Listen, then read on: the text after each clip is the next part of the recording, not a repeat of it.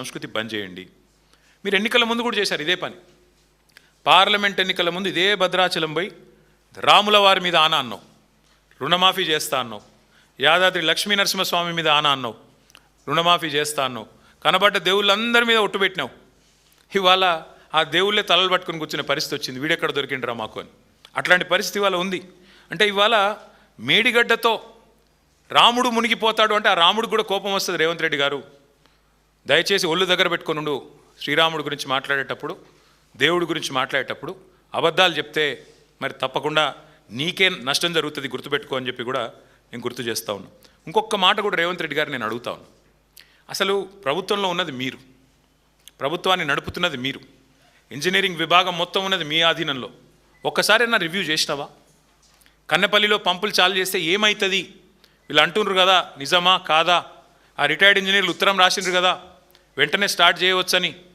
ఒక్కసారనే review చేసుకున్నావా? Grouting జరిగిందా లేదా అన్నారం సుందిలలో తెలుసా నీకు కనీసం? అసలు దేవాదుల ఏ బేసిన్లో ఉందో తెలియదు నీకు. నల్లమల ఎక్కడుంది, మన రాష్ట్రంలోనో పక్క రాష్ట్రంలో ఉందో తెలియదు. ఎంతసేపు సర్వే నెంబర్లు, రియల్ ఎస్టేట్లు, ఏది బ్లాక్ లిస్ట్లో పెట్టాలి, ఏది ఎట్లా డీల్ చేయాలి, ఎవరిని విలువాలి, ఎవరిని మెడకు తుపాకి పెట్టాలి, ఎట్లా బెదిరియాలి, ఎట్లా రోజు సాయంత్రం గల్ల పెట్టే లెక్క పెట్టుకోవాలి. నువ్వు నీ అన్నదమ్ములు ఇదే దంద. అదానికి మించి ఎట్లా దాటాలి. అందుకే నేను అంటున్నా, ఎంతసేపు అనుముల గురించే కాదు, అప్పుడప్పుడు అన్నారం గురించి కూడా పట్టించుకో. ఎంతసేపు అనుముల కుటుంబం, అనుముల అన్నదమ్ములు, వాటి గురించే కాదు, మీ పైసలు మాత్రమే కాదు, ఎంతసేపు సంపాదనే కాదు, రాష్ట్ర ప్రజల గురించి కూడా పట్టించుకో. ఇంకొక మాట కూడా అంటా ఉన్నా నేను. సరే మాకు తెలుసు, ప్రజలకు కూడా తెలుసు, ఇక నువ్వు మాట్లాడే మాటలు అప్పుడే అంటాడు అదే స్పీచ్లో. ఈ వీడియోలో చూపెడదాం అనుకున్నా కానీ అది కూడా దండగా ఎందుకు ఆయన చూపెట్టాడు ఇక్కడ అని. అప్పుడే అదే స్పీచ్లు అంటాడు, నేను సర్వే జరిగిందట 2.5 ఏళ్ళ ముంగటనే, ఎవడన్నా ఇప్పుడే చేస్తాడువా అని ఆయన్నే మాట్లాడతాడు. సరిగ్గా 5 నిమిషాల తర్వాత మళ్ళీ అదే మనిషి 117 సీట్లు గెలుస్తా అని చెప్తాడు.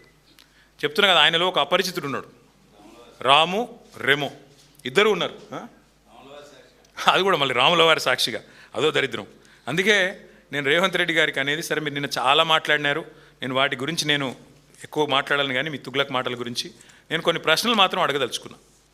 బుర్ర తక్కువోడు, లుచ్చా రాజకీయం అని మాట్లాడారు కదా రేవంత్ రెడ్డి గారు. నేను అడుగుతా ఉన్నా, మీరు చెప్పండి. రాష్ట్ర రైతాంగం కూడా ఆలోచించాలని కోరుతా ఉన్నా. గోదావరిలో కళ్ళ ముందు 1,00,000 క్యూసెక్కుల నీళ్లు, రోజుకు 9 టీఎంసీల నీళ్లు వరదలాగా కిందికి పోతుంటే అక్కడ ఎత్తిపోయడానికి నీళ్లు లేవు అన్నోడు బుర్ర తక్కువోడా, లేదా అయ్యా రైతుల కోసం ఈ పని చేయమన్నోడు బుర్ర తక్కువోడా చెప్పాలి. కన్నెపల్లి దగ్గర 93.5 మీటర్ల కాడి నుంచే నీళ్ళు ఎత్తిపోసే అవకాశం ఉంటే రాజకీయ ద్వేషంతో కళ్ళు మూసుకున్న నువ్వు బుర్ర తక్కువడువా కాదా చెప్పాలి. అట్లాగే ఇవాళ లేటెస్ట్గా మేడిగడ్డ దగ్గర 97 పైచిల్కు మీటర్ల మీదకి వెళ్ళి నీళ్లు పోతుంటే కళ్ళుండి చూడలేని కబోదిలాగా ప్రవర్తిస్తున్న నువ్వు బుర్ర తక్కువడివా, లేక వాస్తవాలు చూపెట్టే ప్రయత్నం చేస్తున్న మేము తెలివిలేనోళ్ళమా చెప్పాలి. మేడిగడ్డ నింపితే భద్రాద్రి రాముడే ఉండడు అంటున్నా నీకు బుర్ర ఉందా అని నేను అడుగుతా ఉన్నాను. అట్లాగే పోలవరం వల్ల మునిగే ప్రమాదం ఉన్న భద్రాచలాన్ని పట్టుకొని మేడిగడ్డకు ముడిపెట్టి 44 గ్రామాలు మునిగిపోతాయని చెప్పి మరి ఒక మూర్ఖుడిలాగా బుర్ర తక్కువలాగా మాట్లాడుతున్న నీది తెలివి లేని తనమా లేక మాదా చెప్పాలి. అట్లాగే బీఆర్ఎస్ మాత్రమే కాదు, మేము రాజకీయ నాయకులం కావచ్చు, రిటైర్డ్ ఇంజనీర్లు చెప్తా ఉన్నారు కదా, కన్నెపల్లి పంప్ హౌస్ ఆన్ చేయొచ్చు ఇబ్బంది లేదని చెప్తే కూడా పెడచెవిన పెట్టినోని బుర్ర తక్కువడనలా ఏమనాలి చెప్పాలి. ఆ పంప్ హౌస్ కన్నెపల్లిలో బ్రహ్మాండంగా ఉంది అని ఇంజనీర్లు చెప్తుంటే పాత ఫోటోలు చూపెట్టి వికృతమైన రాజకీయాలు చేస్తున్న నువ్వు బుర్ర తక్కువడివా, ఎదురుగా కనబడే నీళ్లు లిఫ్ట్ చేయకుండా రైతులను ఎండబెడుతున్నా మరి నేను ఏమనాలని చెప్పి నేను అడుగుతా ఉన్నా. 28 లక్షల క్యూసెక్లు, 28.5 లక్షల క్యూసెక్లు అంటే రోజుకి 247 టీఎంసీల నీళ్లు ఒక ఉప్పెనలాగొచ్చినా దాన్ని తట్టుకొని నిలబడ్డ మేడిగడ్డ, చెక్కు చెదరని మేడిగడ్డ 1,00,000 క్యూసెక్కులకే కూలిపోద్దంటే నేను బుర్ర తక్కువడనాలా ఏమనాలని నేను అడుగుతా ఉన్నా. మరి రైతాంగం మొత్తం కన్నెపల్లి నుంచి నీళ్ళు ఎత్తిపోయాలని కోరుతుంటే పట్టించుకొని ఉండి బుర్ర తక్కువడనాలా, లుచ్చా అనాలా, ఏమనాలి చెప్పాలని కోరుతా ఉన్నా. పాత గురువు గారికి గురుదక్షిణ ఇవ్వడానికి మరి నీళ్ళు కిందికి వదులుతున్నావా, దేనికి వదులుతున్నావా అని రైతులు ఏదైతే అడుగుతున్నారో దానికి సమాధానం చెప్పే దమ్ములేని దద్దమ్మని ఏమనాలని నేను అడుగుతా ఉన్నా. పట్టిసీమలో పంపులు, వాళ్ళకి అదే గోదావరి మీద కిందికి పట్టిసీమలో పంపులు జలాలను ఎత్తిపోస్తుంటే పక్కన ఆంధ్రప్రదేశ్లో రైతులు సంతోషంగా ఉంటే ఇక్కడ కన్నెపల్లి పంప్ హౌస్కు తాళం వేసిన వాడిని బుర్ర తక్కువడనాలా, దరిద్రుడనాలా ఏమనాలని నేను అడుగుతా ఉన్నా. అట్లాగే కాళేశ్వరం ఒకటే కాదు, కింద దేవాదుల పంపులు ఆన్ చేస్తలేడు. వరంగల్ రైతులందరూ వాళ్ళు బాధపడుతూ ఉన్నారు. వరంగల్లో ఇదే దేవాదుల సిస్టమ్ని అద్భుతంగా 10 ఏళ్ల పాటు నడిపి మరి పండగలాగా వ్యవసాయాన్ని చేసిన బీఆర్ఎస్ ప్రభుత్వం గుర్తు చేసుకుంటూ బాధపడుతున్న రైతులు ఎవరైతున్నారో వారి బాధ ఇవాళ వారిని అడుగుతా ఉన్నా, వారి తరపున అడుగుతా ఉన్నాం.